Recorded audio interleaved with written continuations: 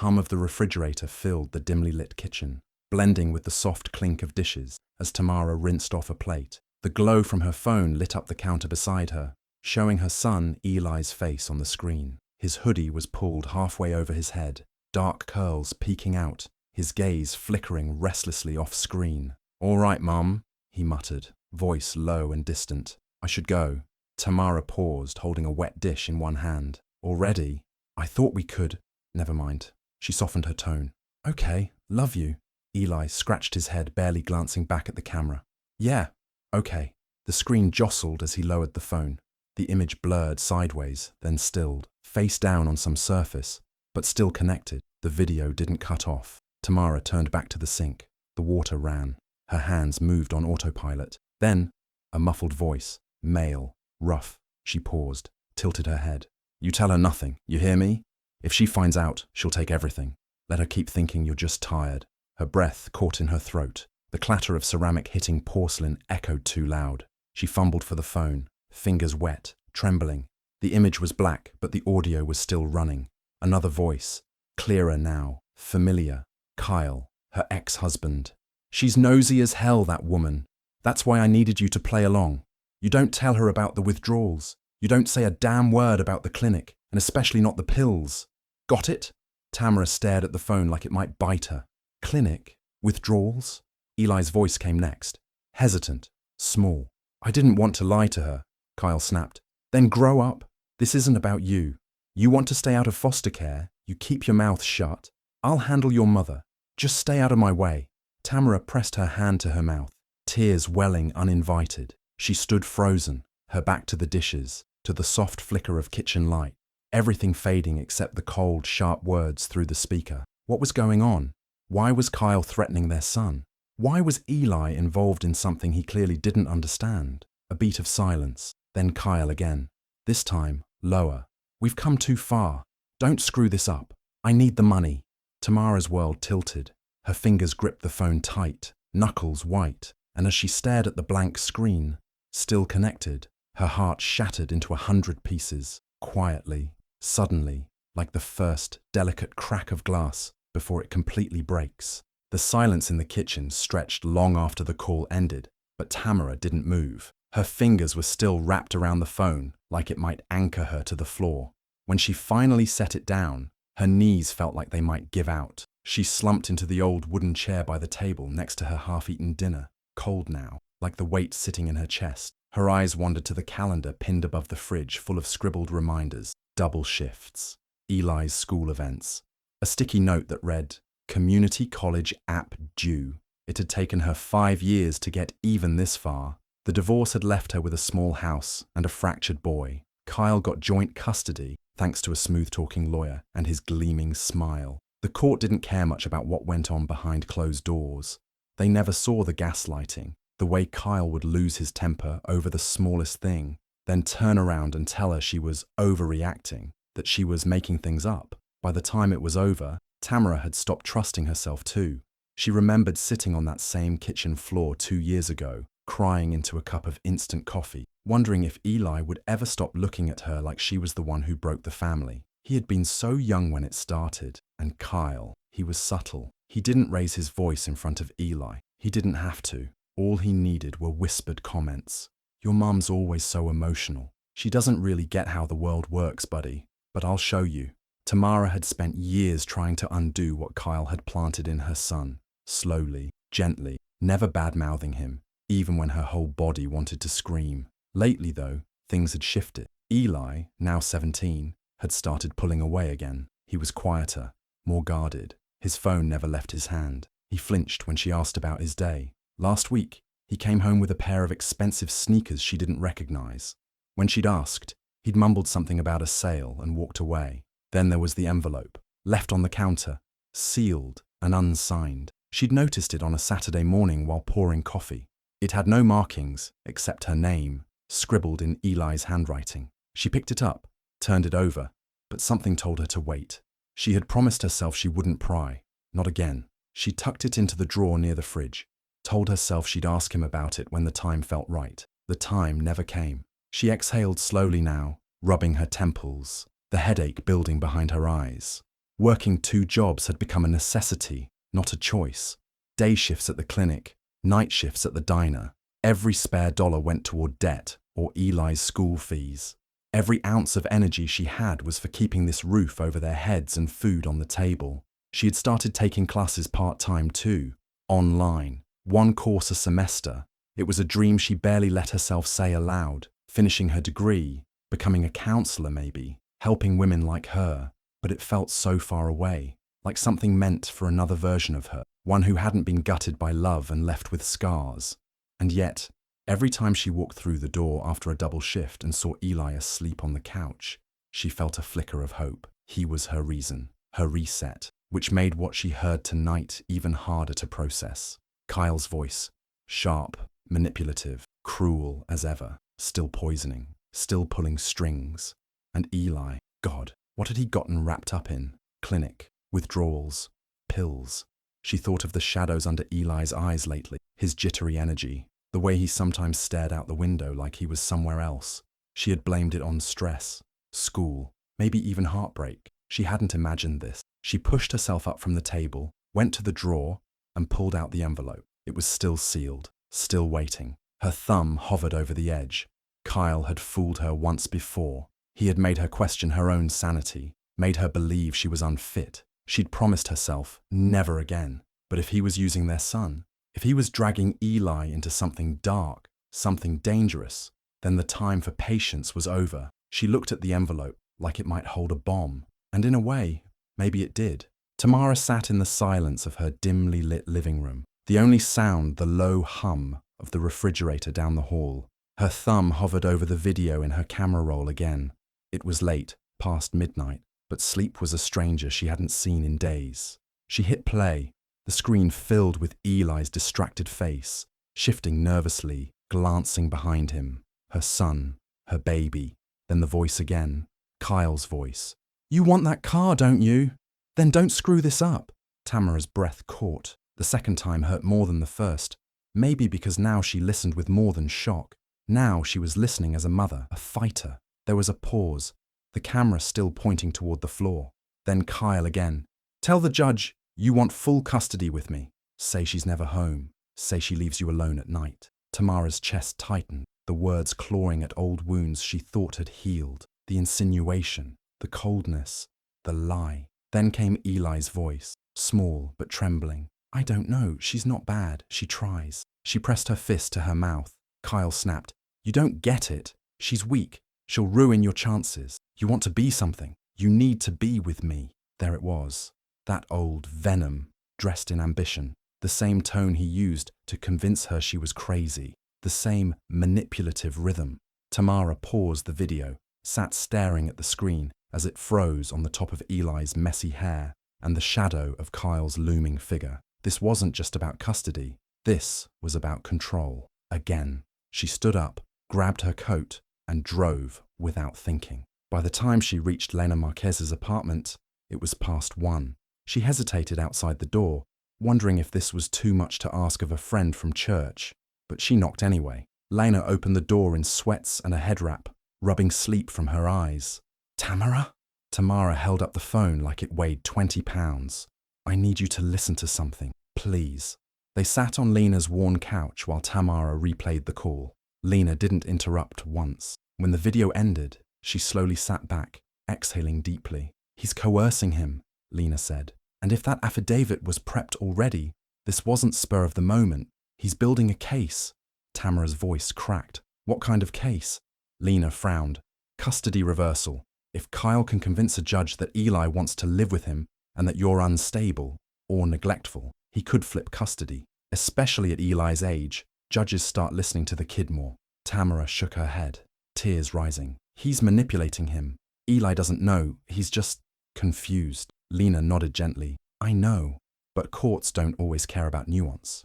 Kyle's probably trying to avoid paying increased child support now that Eli's almost 18. And if he gets custody, he can claim Eli on taxes. Might even come after you for support if he gets aggressive." Tamara covered her face with her hands. "How is this legal?" "It's not, but it's messy. And Kyle knows how to twist things to his advantage.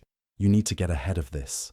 Tamara left Lena's apartment numb and furious all at once. Back home, She crept into Eli's room. His door was cracked. He was curled on his side, one arm hanging off the bed, his phone still lit beside him. She watched him for a long time, every breath a mixture of grief and love. In the morning, while he was in the shower, she searched his backpack. She hated herself, but she couldn't not know. The envelope was still there. She pulled it out and unfolded the papers. Affidavit of custody preference. It was pre-typed, formal, cold. I, Eli Jensen, wish to live full-time with my father, Kyle Jensen. My mother is often away from home due to her work schedule, and I feel I would have more structure and opportunity living with my father. At the bottom, Eli's name was signed. Tamara touched the signature. Her son's handwriting, but off, shaky, like it had been written under pressure. She folded the paper with trembling hands, placed it back exactly as it was, and closed his backpack. When she sat down at the kitchen table, the sunlight just beginning to touch the curtains, her coffee untouched beside her, Tamara no longer felt tired. She felt a heat blooming in her chest. Not fear, not sorrow, something older, stronger. She'd spent years surviving Kyle. She knew his tactics. But this time, he had made one mistake too many. He tried to turn her son into a pawn, and Tamara wasn't about to lose him without a fight. Tamara waited until after dinner. She made his favorite, fried chicken and mac and cheese, the way her mother used to make it, but Eli barely touched it. He picked at the food, hunched over his phone, earbuds dangling from one ear. The quiet between them wasn't the usual comfortable kind. It was the kind that buzzed with something unsaid, something thick. When they finally sat across from each other in the living room, Tamara tried to keep her voice steady. Eli, I need to talk to you about something. He didn't look up. She waited. You left the video call on last weekend, she said gently. I heard some of the conversation between you and your dad. That got his attention. His eyes shot up, wide and already defensive. You were spying on me? No, she said, holding up her hands. It was still on. I wasn't trying to. You shouldn't be going through my stuff. I didn't go through anything, not at first. I heard him telling you to say things that aren't true. Eli stood up, pacing. Unbelievable. You always think you're the victim. Tamara's heart sank. That phrase, it wasn't his. It was Kyle's, word for word. I'm not trying to blame you, she said quietly. I know you're in a hard place, but if he's pressuring you, I'm not talking about this, he snapped. You're snooping through my things now. You don't trust me. I do trust you, she said, fighting the lump in her throat. He's done this to me before. Manipulated, twisted things. You hate him, Eli muttered. No, she said, forcing calm. I hate what he's doing to you. He stormed to his room, the door slamming so hard the picture frames on the wall rattled. The next morning, the house was cold and quiet. Eli had already left. No goodbye, no breakfast. Tamara sat in her car before work, her hands trembling around the steering wheel. She downloaded a legal recording app, one Lena had mentioned. Georgia was a one-party consent state. She had to protect herself and Eli, even if he didn't see it yet. Over the next week, she began collecting everything. Photos of the new sneakers, way out of their budget. A new gaming console tucked under Eli's bed. A sleek new phone she hadn't bought. She photographed it all, logged each item with dates, receipts, her own bank statement as proof of what she hadn't purchased. Then the letter came. Official envelope, thick paper, sealed with her name. Inside, a motion for modification of custody. The hearing was in 30 days. She stared at the page, the words dancing under her vision. Petition for full physical and legal custody. Allegations of instability, neglect, overwork, absence. A request for child support. Her chest hollowed out. Later that night, when Eli walked through the door, she tried to speak to him again. He avoided her eyes. She noticed he didn't have his school backpack. Where were you? Don't worry about it. Eli, were you at school? He shrugged. I was with Dad. You skipped? Her voice rose without permission. He flinched, then sneered. He said I could. Tamara stared at him, stunned. He let you skip school? It's just school. Don't act like you care now. That one landed like a brick to the stomach. She turned away, afraid of what she might say. She sat on the edge of her bed, later, shaking. Maybe she was losing him. Maybe Kyle had won. She tried to remember when Eli started pulling away. Was it last year? The beginning of this one? She remembered how he used to fall asleep watching movies on the couch next to her. How he'd leave sticky notes on the fridge when she worked late. Left you some pizza. Love you. When had that changed? Had she missed it? The guilt crept in like black ink under the door. Maybe she had worked too much. Maybe being tired all the time did look like absence. She thought she was doing it for him, but maybe all he saw was someone who was never there. Tamara wept in the dark. The next week blurred. She went to work, came home, documented everything. Eli barely spoke. When she ran into Lena again at church, she pulled her aside. Lena listened, eyes sharp. "He's laying a foundation," Lena said. "And I'll be honest, it will come down to Eli." Tamara's stomach sank. "If he tells the judge he wants to live with Kyle," Lena's voice softened. "It's over." That night, Tamara sat outside Eli's bedroom door. She couldn't go in. She couldn't knock, but she heard him crying. At first, she thought it was her imagination. Then the sound grew clearer, muffled, but unmistakable. She waited, unsure what to do. Finally, she opened the door slowly. Eli was sitting on the floor beside his bed, head in his hands, shoulders trembling. "Baby," she whispered, kneeling beside him. "Talk to me." He didn't pull away. "I didn't want to," he whispered through his hand. "He made me sign it. He said if I didn't, he'd cut me off. Said I was just a stupid kid." Tamara gently placed her hand on his back. "He said if I didn't go along." The courtroom was colder than Tamara expected, not in temperature, but in atmosphere. Sterile, tense, ready to bleed the truth from everyone. She sat at the table beside Lena, hands clenched together in her lap. Across the aisle, Kyle strolled in like he was walking into a boardroom, not a courtroom. Perfect navy suit, polished shoes, confident smile. He even gave Tamara a nod, like they were co-conspirators in something civil. It made her stomach turn. The hearing began. Kyle's attorney launched first, painting a picture of Tamara as absent and unstable. She worked long hours, left Eli alone, let his grades slip. They submitted photos. Eli eating dinner by himself, Tamara's car not in the driveway, screenshots of texts showing unanswered messages. Kyle took the stand, his voice smooth and even, carefully rehearsed. "I'm not trying to take Eli from his mother. I just want what's best for my son. A stable home, consistency, accountability." Tamara stared ahead, didn't flinch. Lena whispered, "Just wait." When it was their turn, Lena stood. "Your Honor," she said, calm and steady, "we have evidence to challenge Mr. Whitaker's credibility and his intent in this custody motion. With your permission, I'd like to submit an audio file into evidence." She handed the flash drive to the bailiff, who passed it to the clerk. The judge adjusted his glasses, clicked to play. The courtroom speakers crackled to life. Kyle's voice, sharp and unmistakable. "You want that car, don't you? Then don't screw this up." Eli's soft response, "I don't know. She's not bad. She tries." Kyle again, louder, more aggressive. "You don't get it. She's weak. She'll ruin your chances. You want to be something. You need to be with me." The courtroom was silent except for Kyle's venomous commands.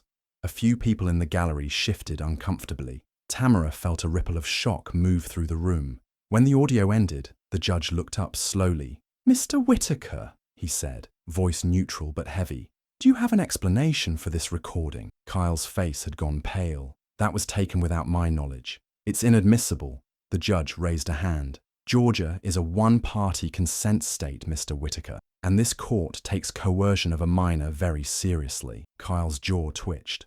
Lena stood again. "We also have a sworn statement from the minor in question, confirming he was pressured into signing a false affidavit." The judge nodded. "Bring in the child." Eli walked in, small and stiff in a collared shirt Tamara had ironed the night before. His eyes scanned the courtroom and briefly found hers. She didn't smile. She just nodded once, steady. He was sworn in. The judge asked a few questions, calm ones, routine one. Then came the heavy one. "Eli, do you want to live with your father full time?" Eli looked down. His lip quivered. Then he said it, clear, broken. "No." Silence. He sniffed, wiped his eye. "He told me to lie," he said. "He said if I didn't, he'd cut me off. He said Mum didn't care about me. But that's not true. She does. She always has." Tamara couldn't breathe. Eli's voice cracked. "He bought me things. Said I'd be nothing if I stayed with her. That she was holding me back." The judge leaned forward. "And the affidavit? You signed it under pressure?" Eli nodded quickly. "I didn't want to. He said if I didn't, he'd make my life hell." Kyle stood up suddenly. "This is ridiculous. He's a kid. He doesn't understand." "Mr. Whitaker," the judge warned, He's saying this because she got to him. This is her manipulation, not mine. Sit down, the judge ordered, louder this time. Kyle didn't. He kept going. You people have no idea what I've dealt with. She's made me out to be the villain since day one. Mr. Whitaker, sit down. Kyle finally stopped, breathing hard, his mask slipping completely off. The judge straightened his papers. This court finds no justification for modifying the current custody arrangement. Furthermore, based on the submitted recording and the child's testimony, I am referring this matter for further investigation. Potential coercion, psychological abuse, and custodial interference. Tamara felt her chest collapse and expand all at once. Lena put a hand gently over hers. Eli stepped down from the stand, walking slowly toward her. For a second, she wasn't sure what he'd do, but he wrapped his arms around her and held on. Kyle, meanwhile, sat frozen in his seat, his perfect suit wrinkled, face burning, the eyes of the courtroom now fully turned against him. Justice hadn't finished with him, but it had finally started. The first therapy session was quiet, the kind of quiet that comes not from peace, but from exhaustion. Tamara sat beside Eli on a small couch in a warmly lit office. The therapist, a soft-spoken woman named Dr. Myers, asked no heavy questions at first, just invited them to talk if they wanted. Eli stared at the floor. Tamara twisted a tissue in her hand. Week by week, the silence broke. I thought maybe if I acted like him. Eli's voice one day cracked open. He told me I'd never make it if I stayed with you, that I'd be weak like you. Tamara nodded slowly. That's what he always did. Make people feel small so he could feel big. Eli turned to her, eyes wet. But you weren't weak. You were always working, always trying. Tamara swallowed hard. I gave up a lot so you wouldn't grow up around the worst of him. And still, somehow, he got to you anyway. I'm sorry, he whispered. I'm not mad, she said.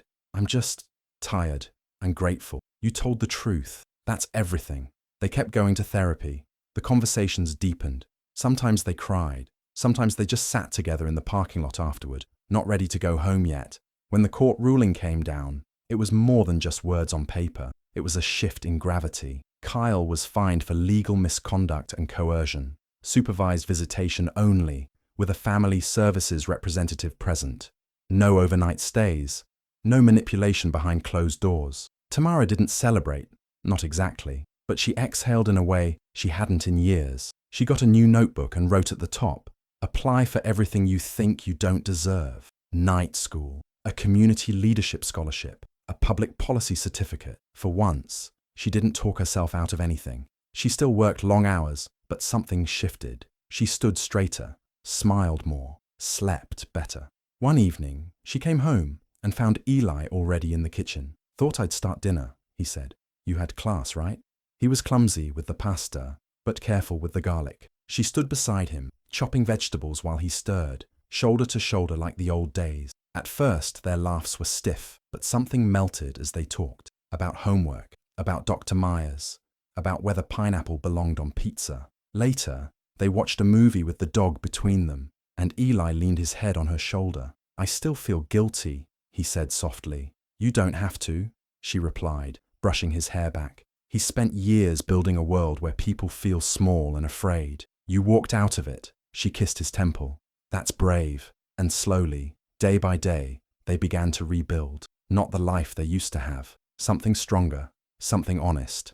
And this time, it was theirs. It was just after 10 p.m. when the phone buzzed. Tamara, in her robe, hair tied up, had just finished folding the last of the laundry. She saw Eli's name and picked up instantly, her heart always a little faster when it came to him. Hey, you still up? His voice came through, soft but clearer than usual. Always for you, she said, settling onto the edge of the bed. How's school? It's okay. Busy. Boring. You know. A pause, filled with rustling on his end. Maybe the sound of his dorm bed creaking. Then, hey, I forgot to press end call last time. She chuckled. Yeah, you did. Another pause. Longer this time. I'm glad I did, Eli said quietly. Tamara blinked. Her hand gripped the phone a little tighter. I'm glad you did too, baby, she whispered, voice catching. Me too. Neither of them said anything after that for a while. Just the faint hum of connection, the kind that didn't need words. When she finally hung up, Tamara sat still for a beat. Then she stood, crossed to the bathroom, and looked at herself in the mirror. The lines on her face hadn't faded. The tired eyes were still there, but they weren't dim anymore. She touched her cheek with the back of her fingers, and for the first time in years, she didn't see someone broken, not someone who had failed or faltered. She saw someone who stood back up, who held her son in the storm, who refused to be erased. She saw strength, she saw herself, and she smiled.